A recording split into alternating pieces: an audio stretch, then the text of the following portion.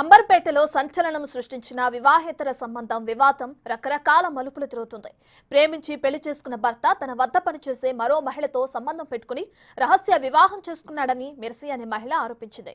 అయితే తాను రెండో పెళ్లి చేసుకోలేదని మెర్సీ భర్త చెబుతున్నాడు. రెండో పెళ్లి చేసుకున్నట్లు ఫోటోలు క్రియేట్ చేస్తుందని అంటున్న ప్రవీణ్తో మా ప్రతినిధి సుజాత ఫేస్ టు ఫేస్.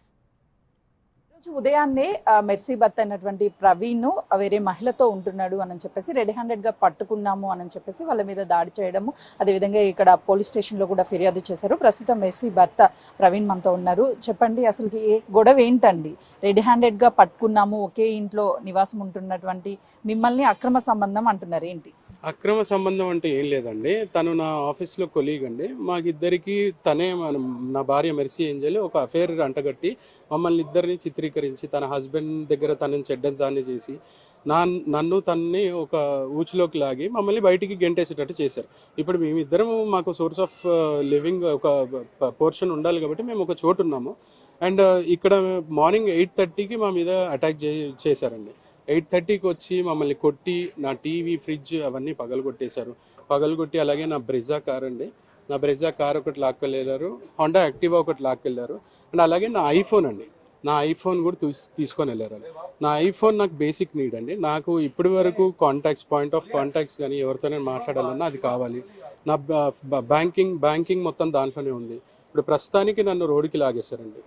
అంటే పదే పదే అటు మెర్సీ కూడా తను ఇల్లీగల్ ఎఫ్ఐఆర్ పెట్టుకున్నాడు, లివింగ్ రిలేషన్ లో ఉన్నాడు, ఆ అమ్మాయి ఉషా అనే అమ్మాయితో ఉంటున్నారు అంటున్నారు. ఏం చెప్తారు మీరు? లివింగ్ రిలేషన్షిప్ అని కాదండి. ఇప్పుడు లేని అఫేర్ని మాకు అంటగట్టి మమ్మల్ని మా ఫ్యామిలీస్ నుంచి దూరం చేసింది మెర్సీ ఏంజల్. ఓకే, ఆ అమ్మాయిని ఉషాని వాళ్ళ హస్బెండ్ నుంచి దూరం చేసింది మా వైఫ్ అయిన మెర్సీ ఏంజల్. ఇప్పుడు తను బయటకు వచ్చి తను చనిపోతాను చేస్తాను అన్నప్పుడు డెఫినెట్గా మాకు ఏదో ఒక ఉండాలి కాబట్టి మేము ఒక చోటు ఉంటున్నాం. లివింగ్ రిలేషన్ అని దాన్ని ఒక నేమ్ పెట్టి చెప్పడం తప్పు. ఎందుకంటే మేము అక్కడ ఏదో ఒకటి సోర్స్ చేసుకోవడం ఉండాలని మేము అక్కడ ఉండడం జరిగింది, అంతే. అంటే గత నెల రోజుల క్రితమే అటు ఉషాకి మీకు పెళ్లి అయింది, పెళ్లి చేసుకున్నారని కూడా కొద్దిసేపటి క్రితమే చెప్తున్నారు, ఏమంటారు? లేదండి, అట్లాంటివి ఏం లేవు. యాక్చువల్లీ ఈ గొడవ జరిగిన తర్వాత మేము బయటికి వెళ్ళడం జరిగింది వాస్తవం, కానీ పెళ్లి చేసుకోవడం ఇవన్నీ మాత్రం చిత్రీకరణ అండి. దీనికి ఎటువంటి ఆధారాలు లేవు. అంటే ఇప్పుడు ఇటు ఉషా కానీ మీరు కానీ ఆల్రెడీ మ్యారేజ్ అయినటువంటి వ్యక్తులు ఒక ఇంట్లో ఇలా ఉండడం తప్పు కాదంటారు? అసలు తప్పు అనిపించడం లేదా మీకు? తప్పండి, తప్పని డెఫినెట్గా అనిపిస్తుంది. కానీ ఇప్పుడు ఎవరైతే అఫేర్ అంటగట్టారో వాళ్ళు మ్యూచువల్గా కూర్చొని అటువైపున ఇటువైపున మాట్లాడి ఒక సామరస్యంగా మ్యూచువల్గా ఒక అభిప్రాయానికి వస్తే మేమైనా మాట్లాడగలుగుతున్నాం. ఇప్పుడు ఇద్దరు కూడా ససేమీరా మీరు ఇలా చేశారు అని చెప్పి మమ్మల్ని బయటికి నెట్టేసిన తర్వాత మాకు కూడా ఇప్పుడు వాళ్ళైతే ఎలా అయితే మమ్మల్ని బయటికి నెట్టారో మాకు కూడా ఒక చోటు ఉండాలి కాబట్టి మేము ఇద్దరం కలిసే ఉంటున్నామండి. ఏంటంటే రెంట్ షేర్ చేసుకుంటున్నాము, అవి చేసుకుంటూ ఉంటున్నాం తప్పించి మిగతావి ఏమి లేవు.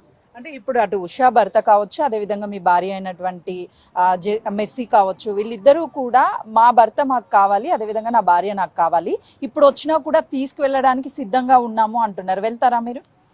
అది అసలు నాకు ఇప్పటికే అర్థం కాదండి. నేను ఈ లాస్ట్ 2 months నుంచి నేను చాలా విధాలుగా ట్రై చేశాను, కాల్ చేశాను, మెసేజెస్ చేశాను, కలిసి మాట్లాడతాము. పిల్లలు స్కూల్ స్టార్ట్ అవుతుంది, పిల్లలు ఫీజులు కట్టాలి, ఇవన్నీ అన్నీ కూడా నేను వెళ్ళిన ప్రతిసారి కూడా నన్ను అవమానించి చెప్పు కింద కాళ్ళగా పడి ఉండాలి, నీకు అఫైర్ దొరికావు నువ్వు అని చెప్పి నన్ను హేళన చేసి మాట్లాడడం.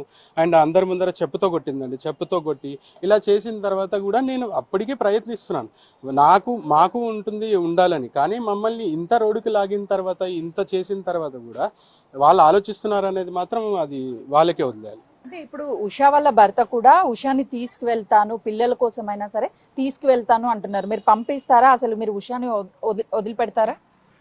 డెఫినెట్గా అండి, తను ఇంట్రెస్ట్గా ఉండి వెళ్ళడం చేయడం అని అంటే డెఫినెట్గా నేను పంపిస్తాను. నేనెవరు ఆపడానికి? మేమేమో రిలేషన్లో లేవని ఆల్రెడీ చెప్పాను. మేమెవరు ఆపడానికి? తను వెళ్తానంటే ఏ రోజో నేను రెడీ ఉన్నాను. తనే ఏంటంటే తను వెళ్ళి నేను టార్చర్ అనుభవించి ఇవన్నీ నన్ను తట్టుకోలేను కాబట్టి నేను ఇండిపెండెంట్గా ఉంటాననింది. ఇండిపెండెంట్గా ఉండే బదులు ఇద్దరం కలిసి రెంట్ షేర్ చేసుకుందాము, ఎక్స్పెన్సెస్ షేర్ చేసుకుందామని ఒక చోటు ఉన్నాం. ఫైనల్లీ తను మీతో కలిసి ఉంటాను అంటుంది, ఉండడానికి మీరు సిద్ధంగా ఉన్నారా? డెఫినెట్గా అండి. కానీ ఈ విధమైన డామినేషన్ నన్ను ప్రతిసారి డామినేట్ చేస్తూ ఉండడం, అలాగే ఇప్పుడు తను క్రిస్టియన్, నేను హిందూ, నా హిందూ గాడ్స్ మీరు ఇంటికి వెళ్ళి కాల్సెస్ చెక్ చేయండి, నా హిందూ గాడ్స్ నేను పూజ గది పెట్టుకుంటే అవన్నీ తీసి బయటపడేయడం, ఇటువంటి విధమైన టార్చర్, ఎవరికి బయటికి తెలియని టార్చర్ నాకు చేస్తుంది. సో ఇవన్నీ తట్టుకోలేకే నేను భార్య బాధితుడిని బయటకు వచ్చాను తప్పించి నాకేమి ఏమంటారు ఇంట్రెస్ట్తో నేను పిల్లల్ని వదిలేసి నా ఫ్యామిలీని వదిలేసి రావాలని కదండి. నేను ఇంత కష్టపడి ఆ స్క్రాచ్ లెవెల్ నుంచి ఈ స్టేజ్కి రావడానికి నాకు చాలా టైం పట్టింది.